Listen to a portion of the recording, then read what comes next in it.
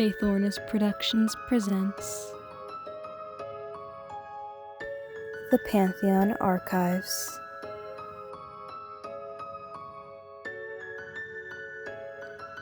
Episode 2, Teeth for Tat.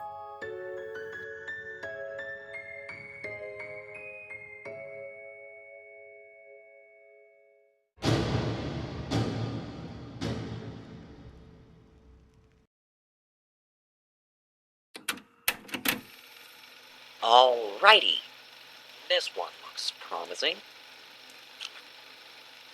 Ahem.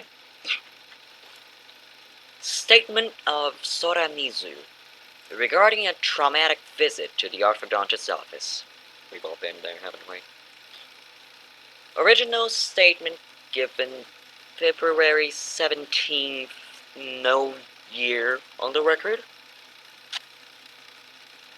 That's for me to deal with. Original statement given February 17th, year unknown. Audio recording by Darryl Darslant, head archivist of the Vulcan Institute. Statement begins. Look, I know dentists aren't scary. They're just people who have a job to do. I know they're not aiming to harm me. They just want to help. But I still can't help but be afraid. I don't even know why I'm afraid of them. It might be the loud noises, maybe the vulnerability, or maybe it's the fact that someone I don't know is jigging through my mouth like some kind of mad scientist. As far back as I can remember, I've always hated going to the dentist's office. One of my first memories was a bad experience at the dentist's. I remember always bawling my eyes out when one of my moms dragged me into that wretched old place. My outbursts growing up were horrible for everyone involved, to the point where I was public enemy number one to some of the staff. The dentist's office I went to was quite small. The staff knew my mom's personally, through no fault of mine. Everyone knew each other, and everyone knew each patient's habits. Everything was fine. Until my mom's moved to the city because of my new schooling arrangements. My usual dentists were too far away, so that meant that I had to go to a new orthodontist. I truly wish I had just convinced my parents to let me do online school instead. This specific trip was about my wisdom teeth. They'd been bothering me for a while, and I had trouble chewing on one side. So, I went against all my anxieties and fears, and asked my mother to help me book an appointment to the dentist's. I had been dreading that appointment ever since I booked it. Even now it fills me with dread, and it's all over and done with. When I went to this new orthodontist, everything felt off. Everyone had a smile on their face, but it was off. Like their smiles were altered in a way that made it feel creepy.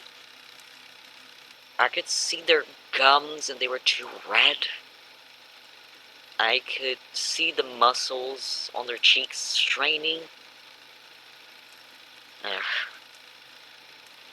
The lights were so bright that I almost went blind walking in, and the second I walked in, everyone in the waiting room snapped their heads towards me like I had just interrupted something. My mom's helped me check in, my mother gave me words of encouragement, and my mammy was telling me that I was being a model hero by facing my fears. It didn't help my nerves all that much. I was called to the back by one of the dentists that was going to help me. Dr. Ikal, if I'm remembering my trauma correctly. My moms waved goodbye. They didn't know that I was walking towards my doom. The dentist, wearing the same creepy smile as everyone else, explained the process of how they'll basically pull out my teeth from my skull. Everything seemed normal, until I realized I didn't hear anything numbing or anything about being put unconscious. I tried to ask about that, but the dentist just kept interrupting my questions, even when she asked if I had any questions. Eventually, they brought me to their operating room.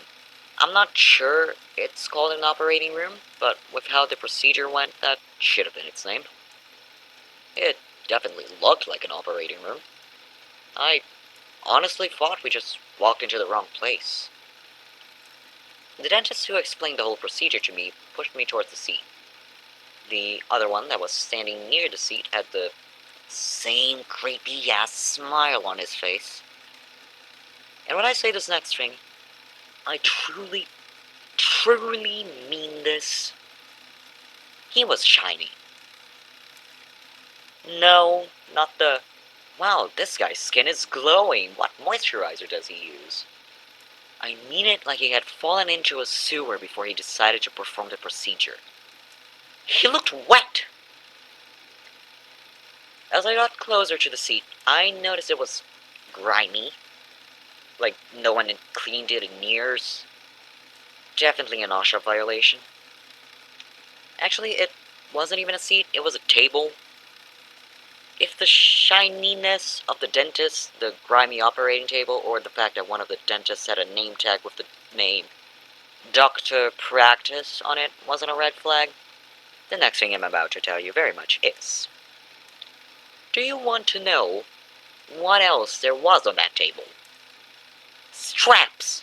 Straps that went around the ankles, wrists, and torso of the patient. And how do I know that they went on the ankles, wrists, and torso, you may ask? Guess. Who was going to be the one to get their teeth pulled out of their fucking skull? That's right. Me. In a matter of seconds, the two pushed me down onto that table and tried to strap me down. Now, I'm not a weak person. Quite the opposite. Top of my class in physical education. I take pride in that. No one was quite as motivated as me when it came to that class. But it was like, no matter how strong I was, they were always going to be stronger than me. I think I never knew what true fear was until that day. If I had just shut up about the pain in the back of my mouth, I wouldn't have been in that situation. Now, I don't know a lot about the whole procedure. Yeah, the lady explained it to me, but I mean, like, I don't know the full extent of their process. But I definitely know that the patient should be put under some sedation.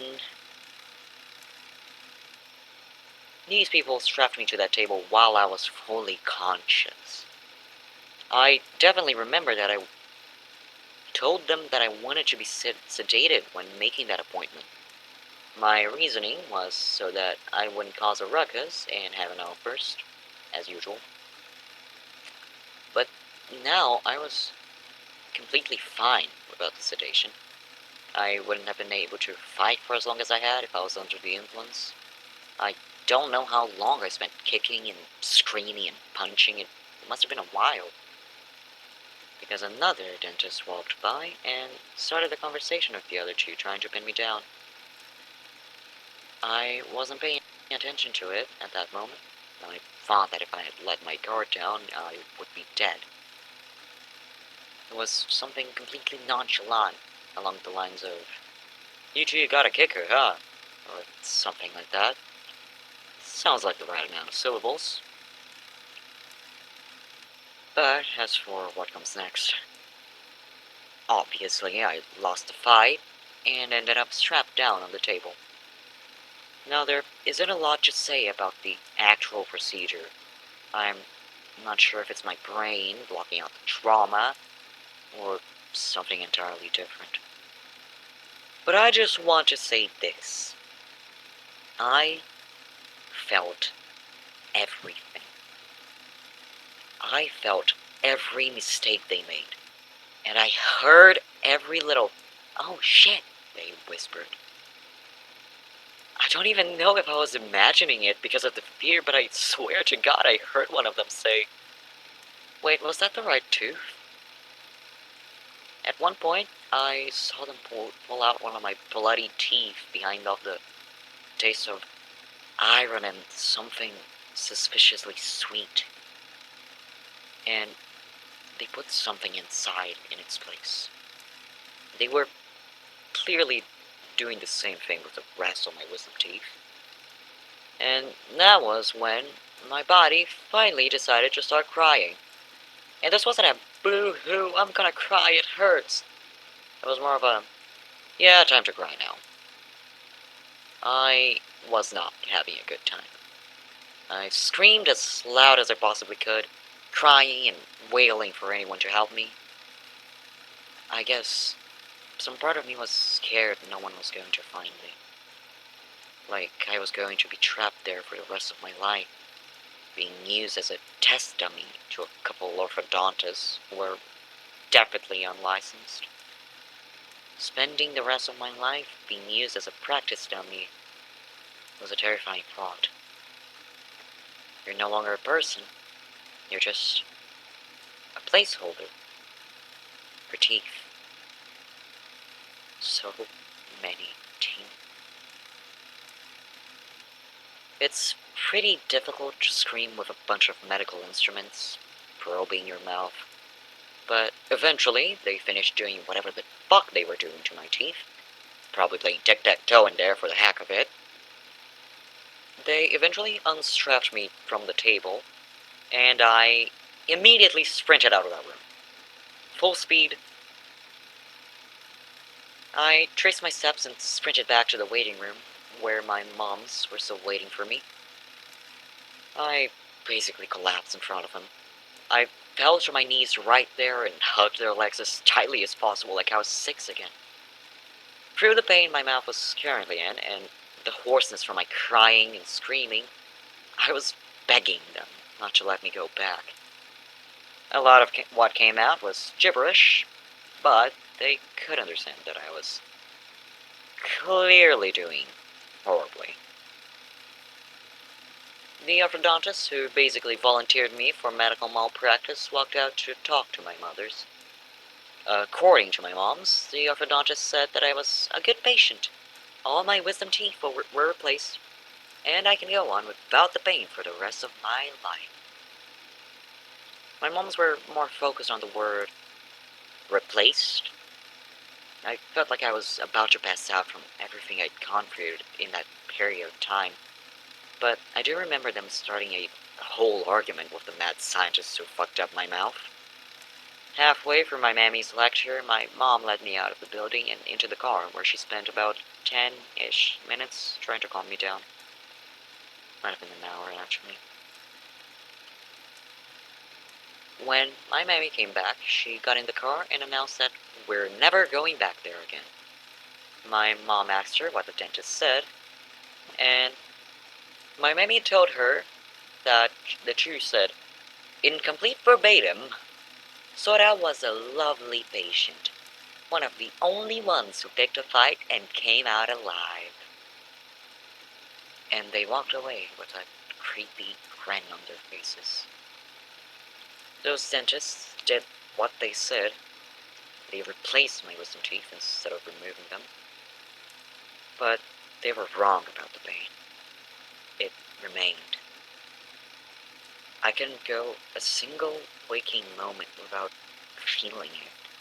That throbbing, the blood rushing in and back out and back into my veins, back into my face.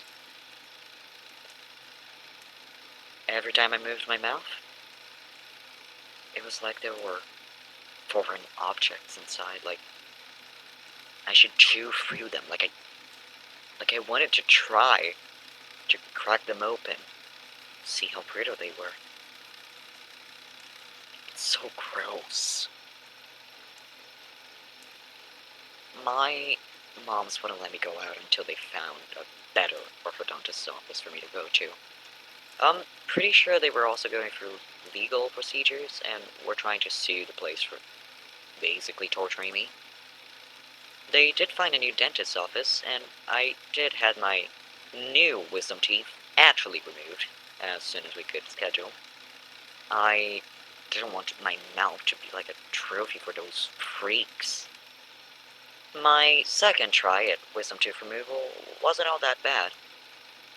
The second they pulled me back, I told them about my fear, and they listened to me. The two dentists who had performed the procedure were very nice and did their best to make sure I didn't have a bad experience. And I was actually sedated this time. Don't remember if I fully passed out. I think so. I bet in the future, when I've done a few years of therapy, I'll look back at those experiences and brag that I had wisdom tooth removal surgery twice on two different sets of teeth. But this isn't the future, and the therapy has been making a slow process. I hope I can move on quickly. Statement ends. Now that was definitely promising. Now, Lou decided to be useful for once and scrounged up some information. They somehow found the legal files that Mizu-san mentioned, and the documents give me an actual date, which is October 21st, 2019. So I can just assume that Mizu-san made her statement a few months after her incident, and I can finally file it correctly. Lou also found out that the two dentists' names were Dr. Mad Ickle and Dr. Malpractice.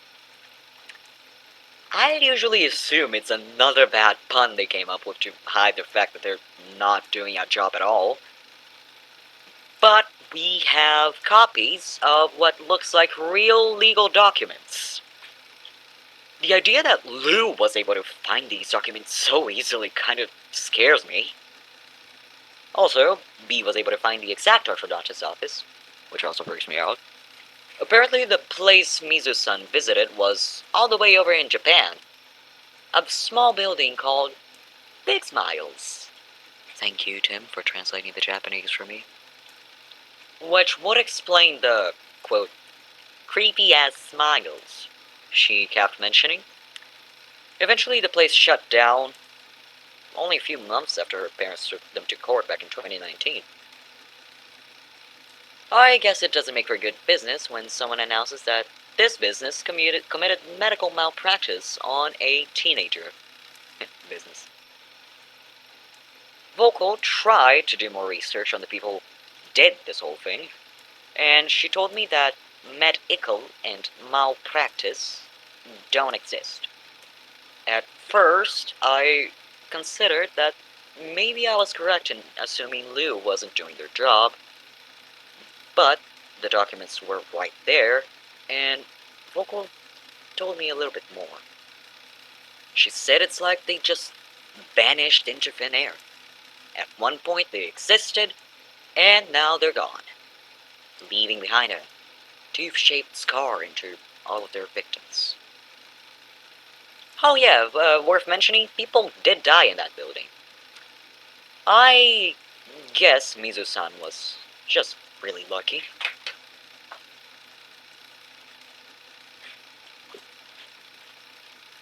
We contacted Mizu-san and asked for a follow-up, but she just stated that she still stands by everything in her statement, and that she doesn't want to open up old wounds. Have it easy, if you will. Before we left the case at that, she told us that she left behind a picture of both sets of wisdom teeth. And Vocal actually found it. It wasn't with the statement for some reason. It's quite grotesque, and I'm the one saying that. Both sets were sawed in half for inspection, and one looks significantly cleaner than the other one. It also looks like mold inside. Ugh. I'm gonna assume that's the set that Dr. Frank and Dr. Stein used to replace her old teeth. There's not much else we can do about this case. The medical malpractice duo have basically disappeared off the face of Japan, and Mizu-san doesn't want to do a follow-up. It's probably for the best. Hmm.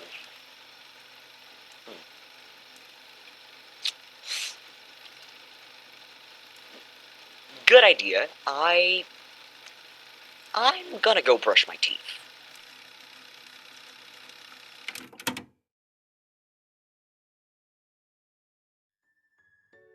The Pantheon Archives is a series written by Phaethornis Productions, inspired by the Magnus Archives and using characters from this channel's passion project, Misfit Multiverse.